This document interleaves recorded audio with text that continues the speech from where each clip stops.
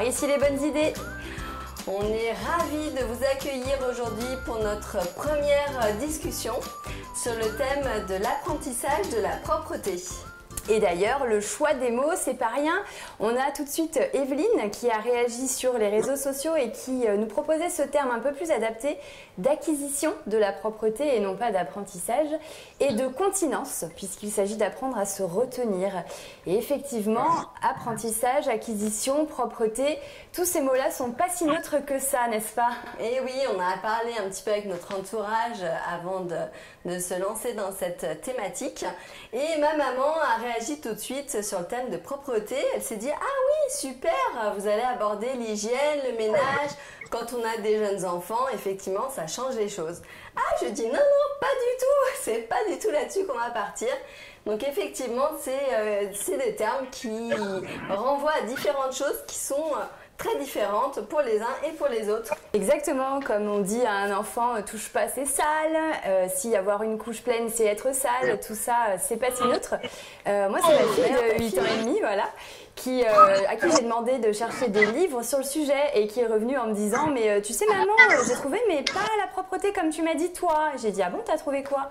Et c'était sa BD avec son personnage préféré qui parle de la douche. Donc l'hygiène, l'acquisition de être capable de prendre sa douche tout seul. Mais c'est pas ça le sujet d'aujourd'hui. Aujourd'hui, effectivement, on va aborder les grandes questions que tous les parents se sont posées ou se posent quand ils ont un enfant.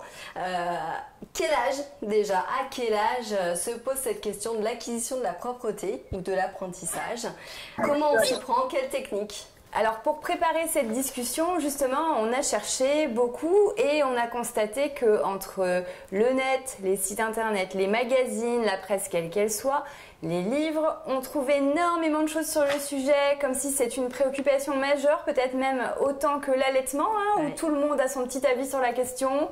Maman, belle-maman, la tante, la cousine, la voisine, la fille derrière nous qui fait la queue à la poste.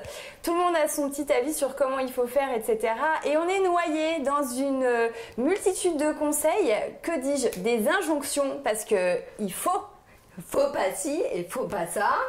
Sinon, attention, les conséquences, ça va être la catastrophe pour votre enfant. À vie. À vie, avec, voilà, on peut imaginer les répercussions.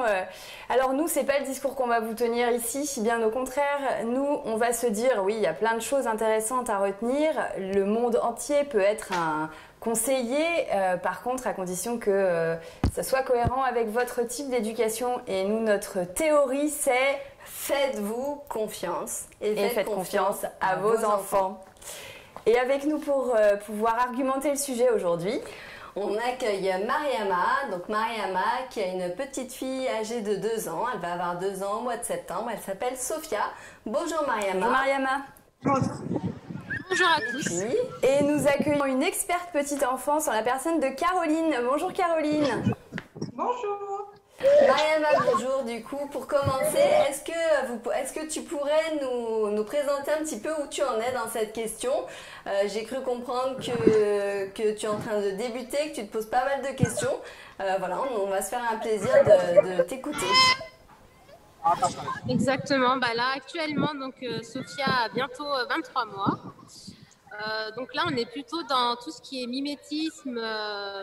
Je suis plus dans l'approche du mimétisme en lui montrant comment s'asseoir sur le pot, en m'accompagnant aux toilettes. Je lui montre l'installation, aussi expliquer ce qu'on va faire aussi dans les toilettes. Voilà à peu près là où j'en suis actuellement. Je ne suis pas encore vraiment rentrée dans la démarche de la propreté. C'est juste voilà, lui montrer donc le pot, lui montrer comment on s'installe, pourquoi on est là et ce qu'on va en faire.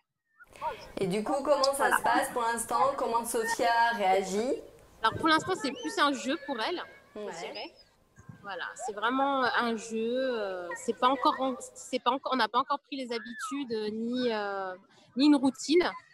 C'est plus de temps en temps quand elle veut jouer, je dirais.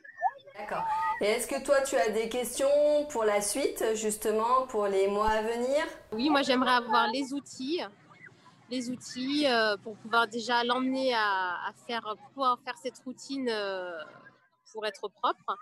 Donc, comment faire, à quel moment, quels sont les signes qui vont me permettre de savoir qu'elle est prête.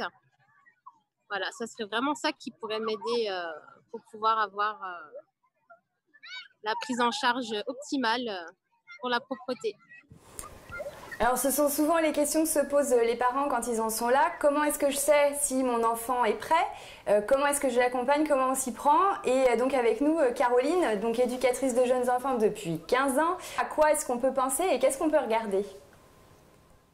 Oui, effectivement, tous les ans à peu près à la même période, c'est-à-dire à partir du mois de mars, au moment de l'inscription à l'école jusqu'aux grandes vacances, les parents deviennent très très stressés et ont très très envie de voir leur enfant devenir propre, donc problématique qu'on retrouve à chaque fois.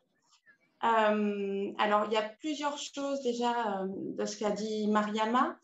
Alors, les signes, je dirais que déjà, il y a l'intérêt pour le pot, l'intérêt pour les toilettes.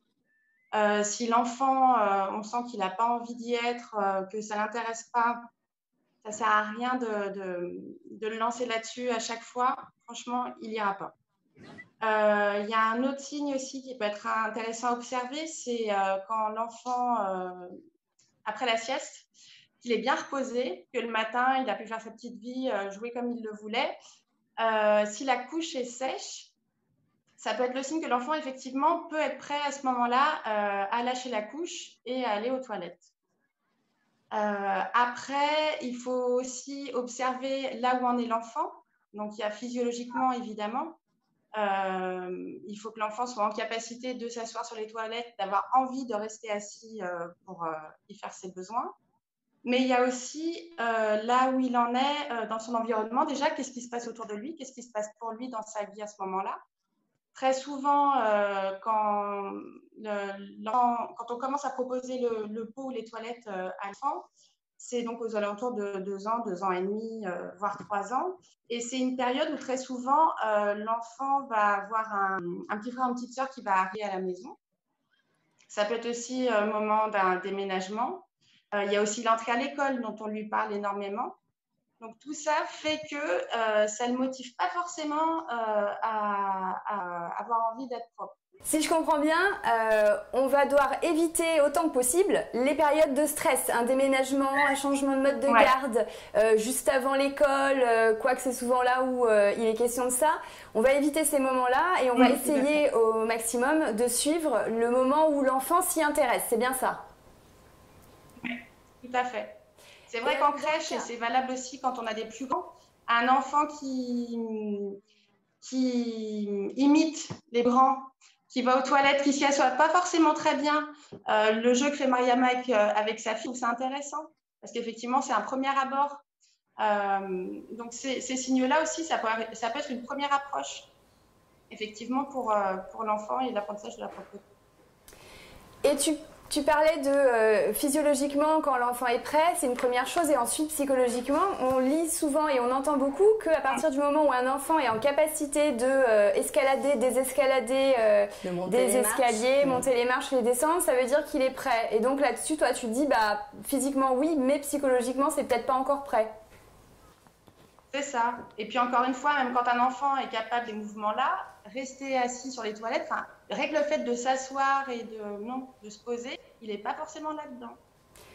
Alors dans le cas de Sophia, on revient sur Mariama. Donc Sophia, elle joue et finalement, est-ce qu'elle reste assise alors?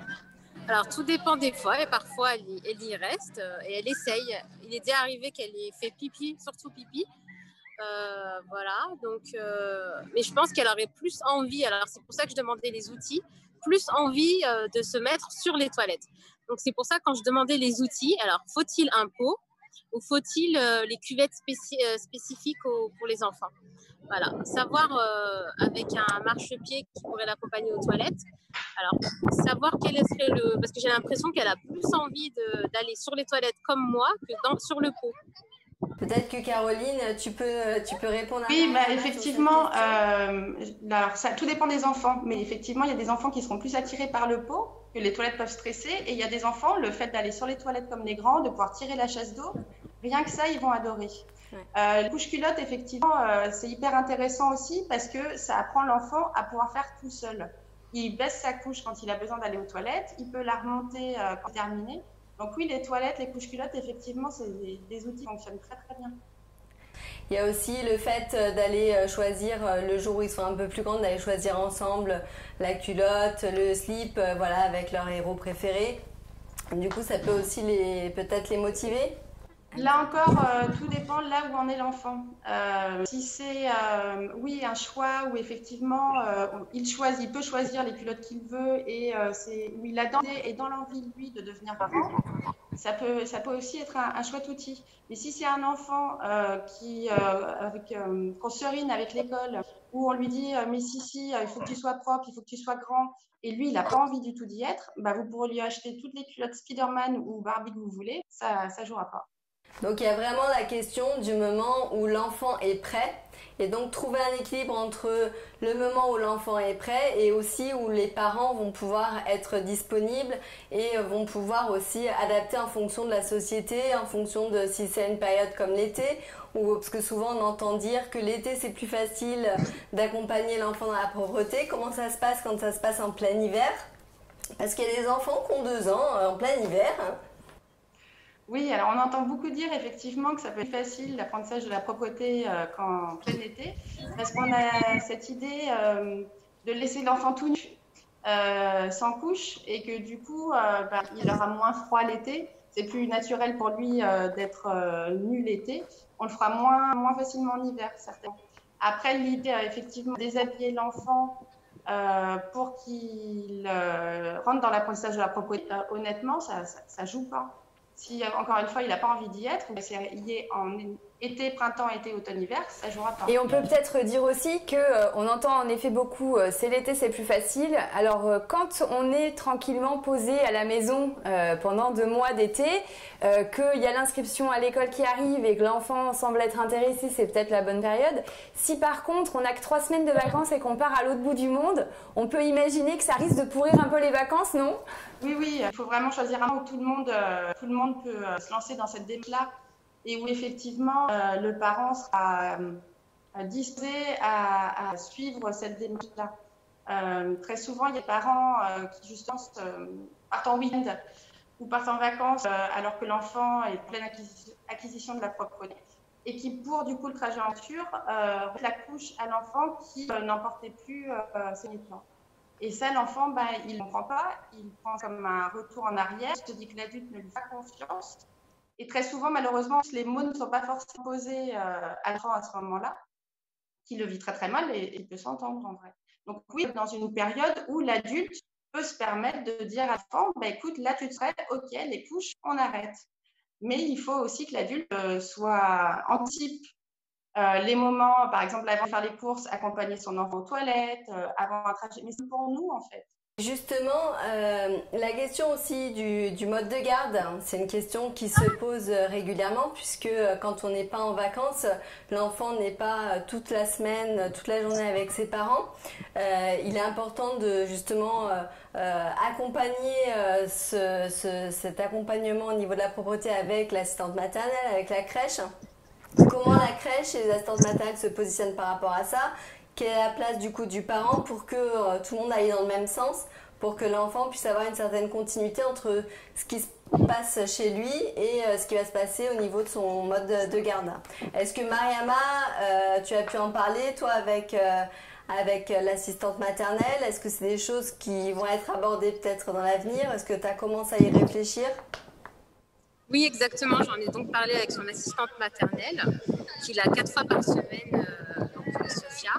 Effectivement, elle me demande de lui dire exactement à quel moment je vais vraiment commencer à faire dans la démarche de la propreté, pour que justement il y ait une continuité entre toutes les deux, pour justement avoir une démarche optimale pour la prise en charge. Donc, on en a bien discuté ensemble et elle attend vraiment mon feu vert pour pouvoir commencer à être sur la même lignée que moi. Et par rapport aux outils, donc Mariama, tu nous demandais quels pouvaient être les outils. Caroline, on pouvait peut-être évoquer la question des vêtements des enfants. À quoi est-ce qu'on réfléchit quand on a commencé cette étape-là ? Comme je disais tout à l'heure, la question de la propreté, c'est aussi l'autonomie de l'enfant. Et donc, on va éviter tous les vêtements où l'enfant a besoin de l'adulte pour aller aux toilettes. Donc, il faut favoriser les pantalons avec un lien que l'enfant va défaire tout seul, éviter les boutons, éviter les combis shorts qui sont très jolis mais pas pratiques. Voilà, être vraiment dans le confortable et dans les vêtements que l'enfant peut enlever tout seul pour aller aux toilettes et remettre tout seul. Ce qui semble important, ce que je retiens dans nos échanges, c'est que finalement l'acquisition de la propreté, c'est une étape effectivement importante et finalement une étape dans le fait de grandir et de laisser l'enfant développer son autonomie.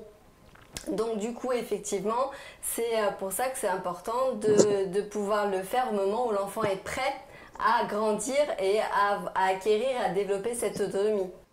Tout à fait. De toute façon, ça ne se fera pas autrement. Tant que l'enfant n'aura décidé, alors ce sera pour faire plaisir à l'adulte, ça peut aussi arriver. Mais ce n'est pas vraiment ce qu'on souhaite. Donc dans l'idéal, effectivement, ça ne se fasse sans que l'enfant soit d'accord avec cette idée-là et cette envie. Par rapport à cette étape de développement, donc on a un certain nombre de choses à penser, plutôt la demande de l'enfant, plutôt l'intérêt de l'enfant à la base, la confiance, lui faire confiance, même si on part faire des courses, si vraiment lui il est stressé et qu'il demande à mettre une couche pour quel que soit le moment, c'est ok. Si ça vient du parent, ça risque de bugger, donc peut-être se mettre d'accord, au moins le redire, si c'est un très long trajet, si on a peur que l'enfant puisse pas se retenir, en même temps. Si on a bien entendu, à partir du moment où la couche elle commence à être sèche à la fin de la sieste ou qu'il est capable de rester la couche sèche un certain temps, c'est qu'il est en capacité de se retenir. Donc le trajet Paris-Marseille avec quelques petites pauses sur l'autoroute, ça devrait être bon logiquement à partir du moment où on a démarré, c'est bien ça? Tout à fait, très bon résumé. Moi, il y a quand même une question qu'on n'a pas abordée, c'est le cas des enfants qui commencent à entrer dans la propreté pendant un certain temps et puis il y a une régression. Comment en tant que parent, on peut réagir? Quel est le comportement à privilégier par rapport à cette situation de régression où ils ont peut-être envie de remettre des couches? Qu'est-ce que tu peux nous conseiller, Caroline? Et notamment en cas, comme c'est très souvent l'arrivée du deuxième. Donc l'enfant était propre, on est tranquille, on se dit c'est bon pour l'école, le petit deuxième arrive et ça y est, branle-bas de combat, il veut la couche. Il y a des, comme on dit, des accidents, même si le terme d'accident on l'aime pas trop. Oui. Voilà, comment on fait? Alors je pense que dans tous les cas, pas que le parent le vive comme un échec. Effectivement, dans le cas de la régression, il peut se dire chose, soit c'est l'enfant qui effectivement, suite à un événement particulier, a très envie de rester petit et se dit que finalement c'est pas si mal quand on se fait de lui un plus, voilà, et qui a envie de tourner. Ou ça peut être un autre événement qui perturbe un peu l'enfant et pas forcément d'un deuxième, mais ça peut être autre chose, voilà, mais qui perturbe l'enfant et qui du coup a plus de mal avec l'autonomie et ce genre de choses. Je crois que dans tous les cas, il faut que le parent essaye de comprendre ce qui se joue à ce moment-là pour l'enfant. Il faut le rassurer. Il faut ne pas en faire un drame. Voilà, ce sont des choses qui arrivent. Et ça reviendra. Enfin voilà, en général, ces périodes de régression ne durent pas. Et ne pas hésiter aussi à faire appel à l'entourage, au mode de garde, professionnel du mode de garde, voilà. Est-ce que Mariama, tu as pu avoir des réponses à tes questions? Est-ce que tu avais d'autres questions? Non, je pense que j'ai eu toutes les réponses à mes questions sur les outils à utiliser, sur à quel moment, comment, où. Et aussi, je pense que la plupart des choses ont été soulevées et mes réponses ont été là. En tout cas, parfait. Caroline, est-ce que tu voulais rajouter quelque chose qui te semble important, intéressant, qu'on n'aurait pas dit? Oh non, je pense que vous avez dit l'essentiel qui est écoutez-vous et écoutez votre enfant. Merci à Mariama pour ton témoignage de maman. Merci à Caroline pour ton éclairage d'experte. À retenir de notre discussion, vous y allez quand votre enfant est prêt. On se fait confiance et on fait confiance à son enfant. Et surtout, il n'y a pas d'échec, que des expériences. Si c'est compliqué, on laisse de côté et on y revient plus tard. Si c'est un sujet qui prend autant de place, c'est bien parce qu'il touche à des questions d'éducation de fond, comme l'autonomie et l'intimité. Alors, lâchez prise, ça va bien se passer. On attend vos commentaires, vos questions, vos retours et surtout vos astuces. Vous trouverez sur les playlists d'Ampilibi des lectures en lien avec le sujet et des activités qui concernent cette étape majeure de développement. Ça peut aider. Et si vous avez aimé, pensez à vous abonner, Likez la vidéo et cliquez sur la petite cloche pour recevoir les notifications. À venir sur Pilbi, dans une prochaine vidéo, le témoignage d'une maman qui nous expliquera comment on fait quand on sait que son enfant est prêt pour aller aux toilettes, mais qu'il a décidé de ne pas y aller juste avant la rentrée. Et retrouvez-nous au mois de septembre pour notre prochaine discussion sur le thème du sommeil. À bientôt sur À Pilbi. bientôt. Ciao, ciao.